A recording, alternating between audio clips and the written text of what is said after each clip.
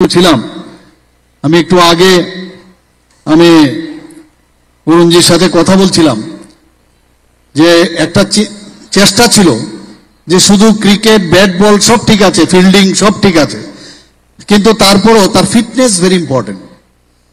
এবং ফিটনেসের ক্রিকেটে তো হয়ই, কিন্তু যেহেতু আমি মানে স্পোর্টসের সাথে আমি যুক্ত ছিলাম, সেখানের যে ফিটনেসের অনেক ফিটনেস যেগুলো হয়তোবা আমার চোখে পড়েনি, ক্রিকেট প্লেয়ার্সদের মধ্যে সেটা আছে।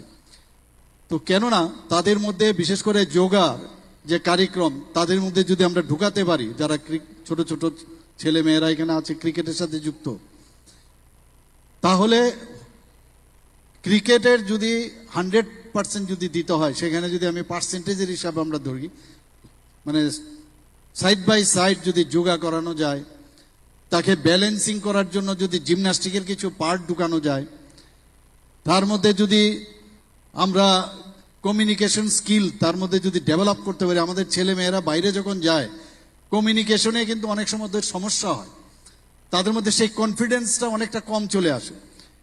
তাহলে এইগুলো যদি আমরা ডেভেলপ করতে পারি, তাহলে আমাদের ছেলেদের আরো বেশি তারা নিজেদের উপর কনফিডেন্স ডেভেলপ করবে, তাতে মাইন্ড, ইন্টেলেক্ট এবং বডিলি এবং সব দিক দিয়ে তারা কিন্তু অনেক বেশি স্ট্রং হবে।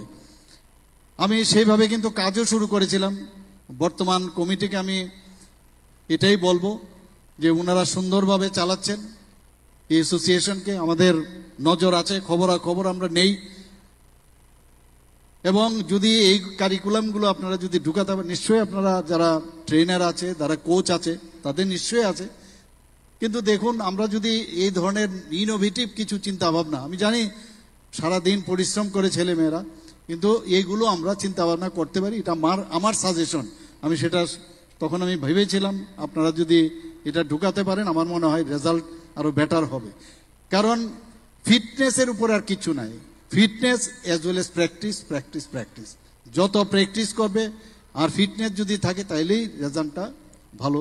আমি আশা করি আগামী দিন ত্রিপুরার, এর আগে ভালো ভালো প্লেয়ার ত্রিপুরার ক্রিকেট থেকে অনেক ভালো ভালো প্লেয়ার বেরিয়েছে, কিন্তু কোনো জায়গায় এমন যেন না হয় আমাদের মাঝে মাঝে ড্রপ করে, যে মাঝে মাঝে একটা বিরাট একটা ড্রপ পড়ে, যে এখন ত্রিপুরার ক্রিকেট পত্রপত্রিকায় প্রায়ই দেখি যে ত্রিপুরার ক্রিকেটের এমুক জায়গায় হারছে, এমুক আসছে। এটা মানে সাস্টেনেবল যেটাকে বলে, এই ধরনের খেলা যদি হয় এবং সেটা কঠোর পরিশ্রমে, যেটা আমার মানে পূর্ববর্তী বক্তারা ওনারা এই বিষয়ে বলেছেন যে সেটা কিন্তু প্রয়োজন। আর জীবন শৈলীর প্রতিও আমাদের নজর দিতে হবে, কারণ এদিকে যদি আমরা ধ্যান না দিই, কারণ আমি নিজেও যখন ক্রিকেট অ্যাসোসিয়েশনে ছিলাম বিভিন্ন খবরাখবর আসতো, অনেক সময় কয়েকজন, সবাই না, অনেক সময় দুঃখ লাগে যে এই বয়সেই তাদের জীবন শৈলীর মধ্যে পরিবর্তন আসে। তাহলে কোথার থেকে ভালো মানে খেলা আমরা ওদের থেকে আশা করব? তো এই বিষয়গুলো যারা, আমি সেক্রেটারি মহোদয় এবং প্রেসিডেন্ট মহোদয় এবং যারা এখানে কর্মকর্তারা আছেন তাদেরকে বলবো, এর জন্য যা যা দরকার আমরা সেটা করব। এখানে স্টেডিয়ামের, যেখানে ইন্টারন্যাশনাল স্টেডিয়ামের কথা বলা হচ্ছে, আমি নিজে কয়েকবার ওখানে গেছি। আমি যখন দায়িত্ব নিয়েছিলাম প্রেসিডেন্টের, প্রায় 2 বছর ধরে সেখানে খেলা বন্ধ, মানে সেই স্টেডিয়ামের কাজ বন্ধ। কি কারণে? কথা হলো, তাদের কন্ট্রাক্টরকে ডাকলাম, অনেক ওরা বলছে আমাদের এই যে এতদিন আমাদের গ্যাপ হয়েছে, তার জন্য আমাদেরকে এত টাকা দিতে হবে, আমাদের ম্যাটেরিয়ালের এত লস হয়েছে, এইসব বাক বিতণ্ডা প্রচুর করতে হয়েছে। তো সেই সময়ে এখন বর্তমান যিনি প্রেসিডেন্ট আছেন, উনার আমি সাহায্য নিয়েছিলাম, কারণ উনি ইঞ্জিনিয়ার মানুষ। উনার সাথে কথা বলে আমরা একটা অ্যামাউন্ট ধার্য করে তারপরে they have kick start the work, এবং কাজটা শুরু হয়ে গেছিল। এবং আমরা চাইছিলাম যে এই স্টেডিয়ামটা এখানে শুরু হোক, যেটা আমাদের দুমালজি বারবার বলছিলেন যে আমি যখনই বিসিসিআই এর মিটিংয়ে আমি যেতাম, খালি ওনার পিছনে আমি দৌড়তাম যে আমাদের পয়সা দিতে হবে, আর নাহলে হবে না। আর এত মানে সজ্জন ব্যক্তি, আজকে এখানে মানে এতদিন বাদে ওনার সাথে দেখা হলো, মানে একটা ট্রু হিউম্যান বিইং বলতে যা বোঝায় একদম। অনেক সময় আপনি দেখবেন আগে যখন রেডিও আগে আমরা চালাতাম, টিউনিং করতাম, যদি ওই টিউনিং প্রপার না আসতো স্টেশন কিন্তু আসতো না। তো এক্স্যাক্টলি ওনার সাথে আমার টিউনিং এত ভালো হয়ে গেছিল যে মানে যখনই যেতাম এটা ফিল করতাম যে না একদম মনের মতো মানুষ আছে। এবং টেলিফোনে কথা হয়েছে কয়েকবার যে এখনো পয়সা আমরা পাইনি, আপনি পাঠান, উনি সাথে সাথে উনি রেসপন্স করতেন। তো আজকে যখন উনি এসছেন আমার এত ভালো লাগলো যে তখন আমি যে কথাটা বলছি, আমি জিজ্ঞেস করলাম আপনি আজকে গিয়েছেন কিনা সেই স্টেডিয়ামে। উনি বলে আমি এয়ারপোর্ট থেকে গিয়েই, আমার সেক্রেটারি মহোদয় বলেছেন যে উনাকে নিয়ে আজকে প্রথমে ওখানে দেখিয়ে এসছেন, সেটা আমাদের জন্য খুব ভালো।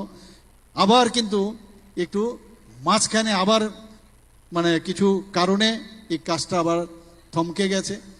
আমি বলেছি কিছু জায়গা ওইখানে যদি ইন্টারন্যাশনাল ক্রিকেট স্টেডিয়াম হয়, গাড়ি ভিতরে গেলে ওই দিকের জায়গাই নেই, মানে গাড়িটা ঘুরে আসার জায়গা নেই।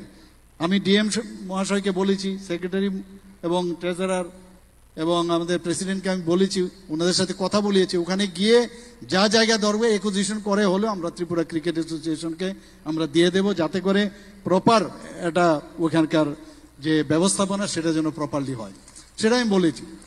অনেক ঘটনা আছে, অনেক কথা আছে ক্রিকেট অ্যাসোসিয়েশন নিয়ে, অনেকে অনেক রকম কথা বলে। মেইন কথা হচ্ছে যে কমিটি থাকুক সততার সাথে কাজ করবে, আর কাজ করতে গেলে নানা রকম কথা আসবে, কিন্তু নিজের কাছে নিজের বিবেকের কাছে একটা জিনিস থাকতে হবে, আমি সততার জন্য আমি কাজ করেছি। এখানে যারা প্লেয়ার আছে, আমরা যারাই অ্যাসোসিয়েশনে থাকুক, কর্মকর্তা যাই থাকুক, মেইন উদ্দেশ্য হচ্ছে আমাদের ক্রিকেট প্লেয়ার বানানো। ক্রিকেট শুধু খেললাম আর কয়েকবার মানে মানে বাইরে গেলাম সেটা যেন না হয়, রঞ্জি ট্রফি খেললাম তাতে আমার যথেষ্ট যেন না হয়।